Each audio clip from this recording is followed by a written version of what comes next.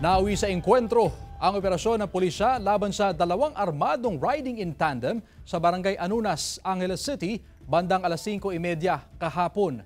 Sa ulat ng Angeles City Police Office, nakatanggap sila ng impormasyon mula sa Angeles City Command Center hinggil sa dalawang kahina-hinalang lalaki na namataan sa Koreatown.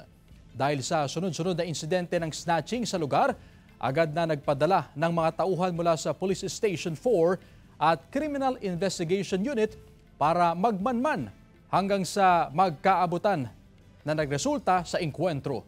Nasawi ang driver at sugatan ang angkas. Nakumpiska mula sa crime scene ng isang US Colt .45 caliber pistol, isang magazine na may 6 na bala, isang chamber-loaded live ammunition at isang basyo ng bala.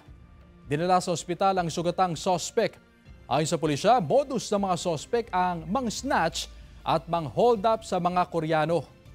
Patuloy ang investigasyon ng mga otoridad upang matukoy ang pagkakakilanlan ng nasawing sospek at upang malaman kung may koneksyon ang mga ito sa iba pang insidente ng krimen sa lungsod.